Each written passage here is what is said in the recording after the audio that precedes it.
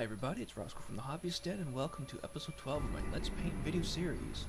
And today's episode, or week, whichever, is going to be Roboute Guilliman here. This guy. He's the, I think my third or fourth model has a bunch of complicated interworking details I have yet to paint, and he's going to be the first one to paint. And, well, let's just get down to the paint basics I've got lined up for it. To start the base of the armor, I have Modern Blue, then going to layer that out with Ultramarines Blue, and do an Azurmish Blue wash over it, and then go back with Ultramarines Blue again, keeping the recesses, you know, dark, and then touch up some sharp edges with Enchanted Blue. And I hope this will make a good color, because honestly, I don't know, because look at the back of the box, and it's like, this is what they use.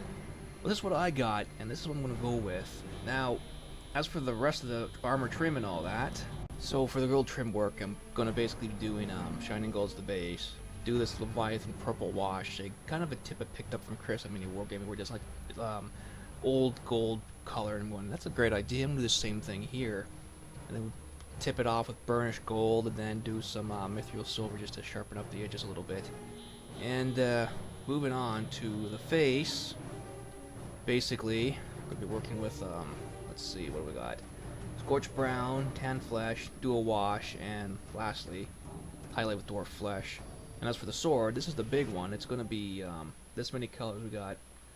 I can make up the name as a picture right now, but that's the whole point of it right there. And I'm going to be using lithium medium to help blend all the colors together. It's basically dark red, blood red, some kind of red wash, blazing orange, and whatever sun color I picked out there, but that's the gist of it. And now moving on to painting the damn thing. Now, like anything I paint, start with the base coating and all the parts.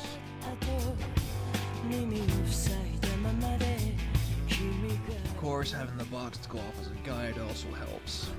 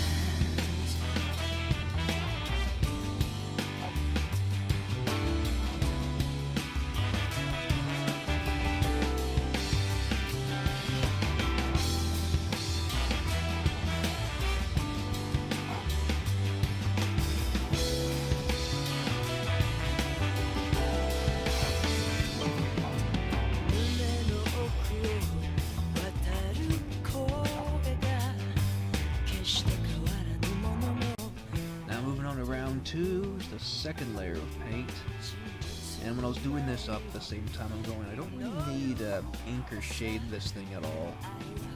The old Ultramarines Blue just puffs it out nice, and just kept it with that.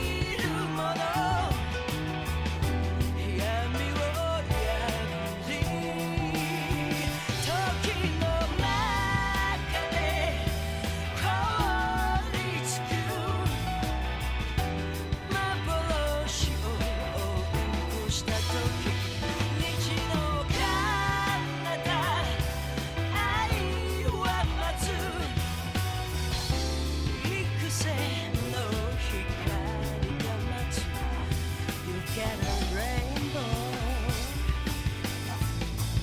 rainbow in your hands.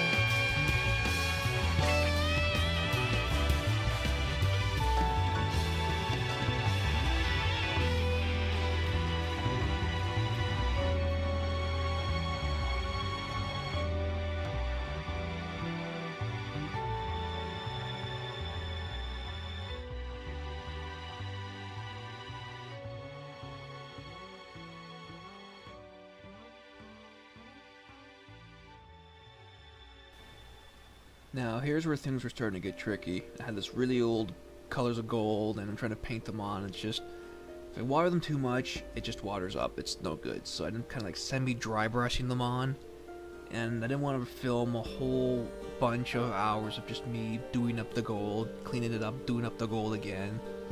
So I ended up cutting a lot of that out. But here's an example of just the little details, swirls, the edges, just all in gold.